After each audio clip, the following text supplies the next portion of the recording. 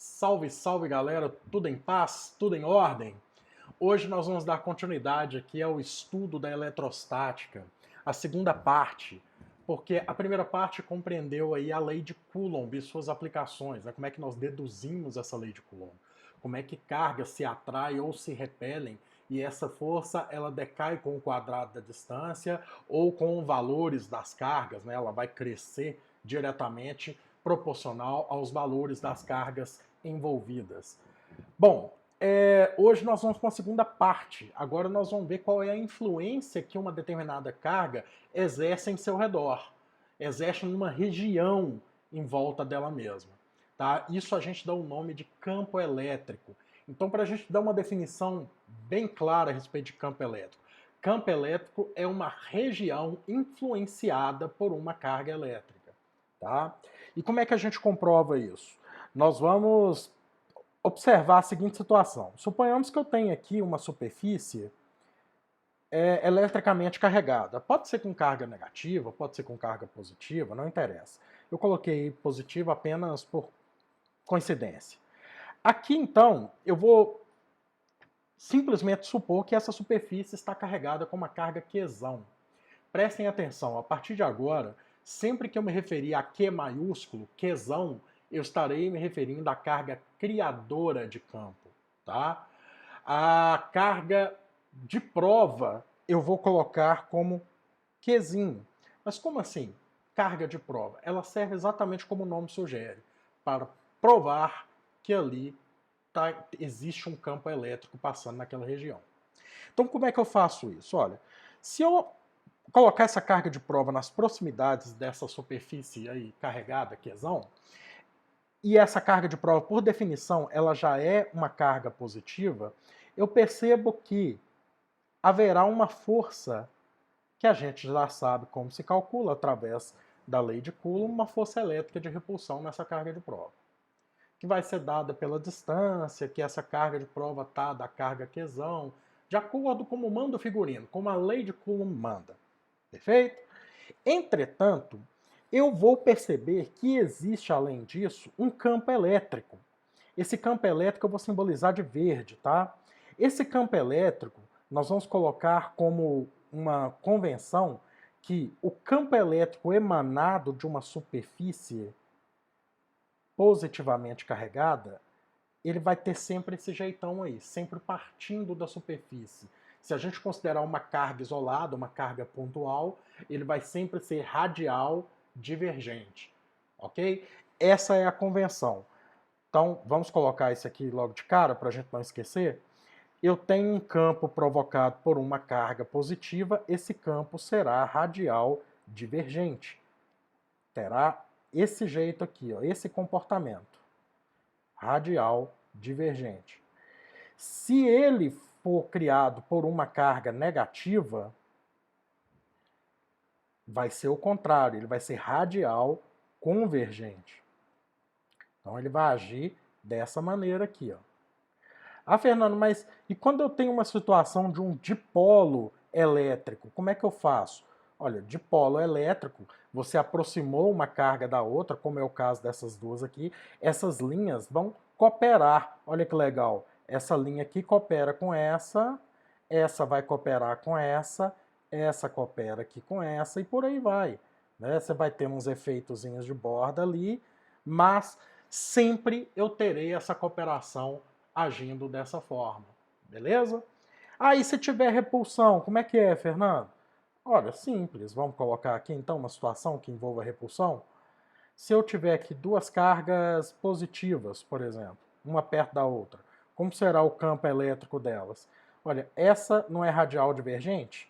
Então, olha o que vai acontecer. Opa, o campo vai sair assim, assim, assim, assim e assim. Essa também, da mesma forma, mas as linhas não cooperam uma com a outra. E assim será também se forem duas cargas negativas, tá? Essas linhas não cooperam. Então, se eu escolher um ponto aqui, esse ponto P aqui, ó, esse ponto P aí não existe campo elétrico nele. Por quê? Não passa linhas de campo aí. Tá bom?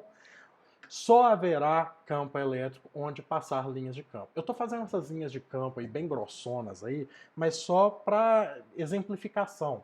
Na verdade, quando eu voltar aqui no meu exercício, essas linhas terão essa conotação que eu estou colocando aqui. Ó. Beleza? Então, deixa eu só apagar isso aqui, porque isso foi só uma explicação rápida a respeito do comportamento do campo elétrico, que eu já julgo que vocês conheçam, que isso já deve ser um velho conhecido de vocês, alunos do ensino superior. Tranquilo? Então vamos voltar aqui ao que interessa. Nessa carga aqui então, haverá um campo elétrico, que eu vou simbolizar aqui dessa forma. O campo elétrico atuando na carga Q será dado dessa maneira. Bom, definições desse campo elétrico. O campo elétrico, na verdade, ele é uma força atuando em uma carga de prova. Beleza? Só que, se eu pegar essa minha carga de prova, vou pegar ela aqui, ó. Não, eu sabia que isso ia acontecer, mas vou de novo aqui, ó. Se eu pegar essa carga de prova e levar ela para longe, tá? O que acontece aqui? As linhas verdes deixaram de existir? Não. Ou seja, a responsabilidade, por mais que essa equação aqui sugira isso, o campo elétrico ele não depende da carga de prova, ele depende da carga criadora. E vamos ver como é que isso funciona? Simples. Deixa eu só desmanchar isso aqui porque eu vou precisar usar essa equação. E deixa eu voltar aqui com a minha carga novamente, né? Que eu vou precisar exemplificar aqui de novo. Então, vamos lá, filho? Vamos subir o morro. Aí, ó. Fica aí. Essa carga, na verdade, essa força F aí, eu vou até manter ela aqui de vermelho para a gente seguir o padrão de cores, né? Essa força elétrica, ela é dada pela lei de Coulomb. Então vai ficar uma coisa mais ou menos assim. Vejam se vocês concordam comigo. Esse campo elétrico, ele vai ser igual a alguma coisa dividido por quê? Esse alguma coisa é a minha força elétrica que eu estou fazendo aqui de vermelho. É o K0, o Qzão, o Qzinho, dividido pela distância entre ambos ao quadrado. Eu posso cortar esse Qzinho com o Qzinho, lá de baixo, e eu percebo que esse campo elétrico ele vai ser dado por K0, Qzão, dividido por R ao quadrado. O que isso quer dizer? Que a carga criadora, ela é quem é responsável pelo campo elétrico, e não a carga de prova. Perfeito, pessoal? Então, esse é o primeiro mito que vocês têm que tirar. A segunda coisa, para pessoal que já está aí num modo, numa física mais avançada, seria o seguinte: a gente colocar alguns métodos matemáticos que vão deixar o cálculo do campo elétrico um pouco mais elegante. E quais seriam esses métodos? O primeiro, essa equação aqui que eu vou copiar, a gente pode definir ela de uma forma mais elegante. E como seria? Seria fazer o limite de E. E vai ser basicamente o limite de F numa carga Qzinho com essa carga Qzinho tendendo a zero. Aí você vai me falar assim, poxa, Fernando, mas alguma coisa aí não está fechando, a conta não está fechando. Porque uma vez que eu aplico esse limite, eu estou considerando que existe uma continuidade, né? E é uma força aplicada numa carga de prova. E eu sei que a carga é quantizada. Eu não consigo ter uma definição contínua para a carga. A carga ela vem em pequenas frações. A menor fração que eu consigo é a carga de um elementar, né? Uma carga de um elétron ou a carga de um próton. E como é que eu posso considerar que esse Q tende a zero? Tá certo, existe essa limitação, mas a formalidade matemática ela tem que ser respeitada. Teoricamente, isso acontece. Na prática, a gente sabe que não. Mas teoricamente, isso acontece. Na matemática, isso vai acontecer. Uma outra coisa também que eu gostaria de chamar a atenção de vocês é o seguinte. Na aula passada, a gente definiu aqui que a lei de Coulomb ela vai ser dada de acordo com o versor. Né? Você pode olhar aí, um link estará em algum lugar. A lei de Coulomb ela é definida como um versor.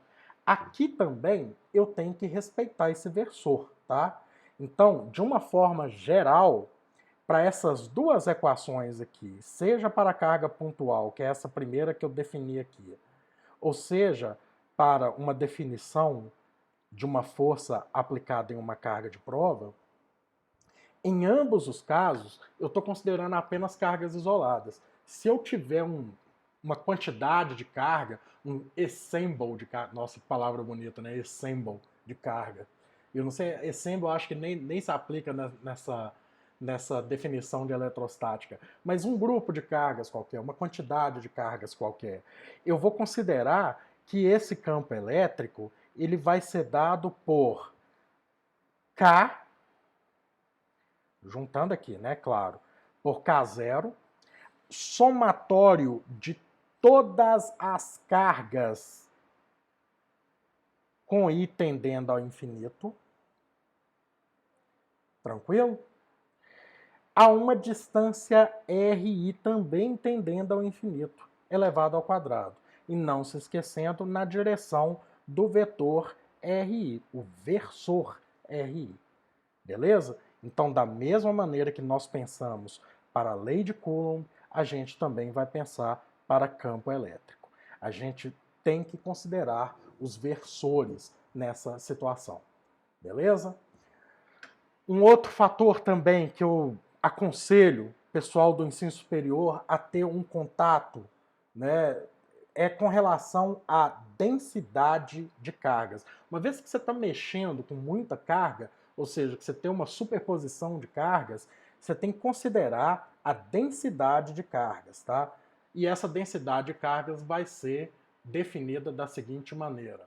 Em um dado elemento de volume, se eu considerar, por exemplo, uma região do espaço aqui, ó, e essa região tem cargas distribuídas nela, eu posso calcular a densidade dessas cargas aqui nesse volume.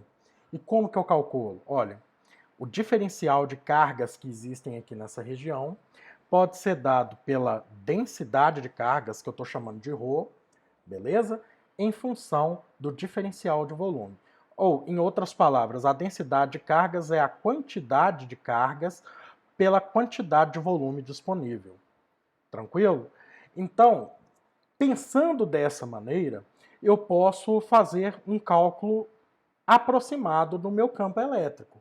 O cálculo do meu campo elétrico pode virar o diferencial de campo elétrico será dado por K, aí Q, né, o que seria o Qzão aqui, eu vou simplesmente já substituir por densidade de cargas em função do volume, tá? Isso a uma distância r ao quadrado, na direção do versor r.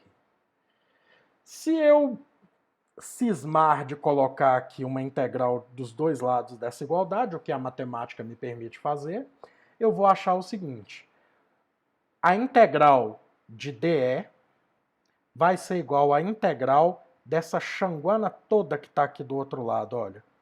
Só escrever aqui para a gente deixar tudo bonitinho, no versor aqui, tudo bonito. Então, essa equação vira... Será que dá para escrever aqui sem embolar no vídeo? Vamos ver aqui.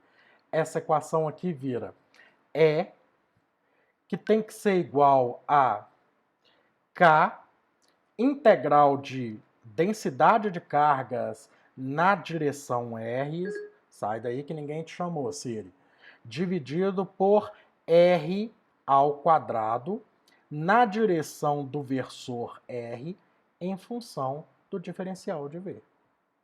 Essa também é uma outra forma que o aluno avançado de física tem a obrigatoriedade de estar em dia, tá? Um último comentário, como não poderia deixar de ser, se refere às unidades de medida. A unidade de medida, nós vamos respeitar essa primeira fórmula que nós deduzimos aqui, ó. O E igual a F sobre Q.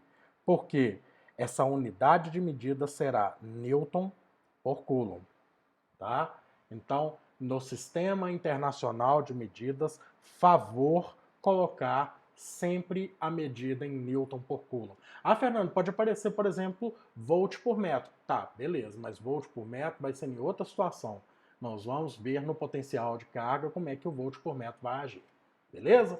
Um forte abraço para todo mundo, espero que tenham entendido. No próximo vídeo eu vou resolver um exemplo semicomplexo, que agora eu gostei de usar essa palavra, um exemplo semicomplexo a respeito do campo elétrico. Perfeito? Um forte abraço e estamos aí.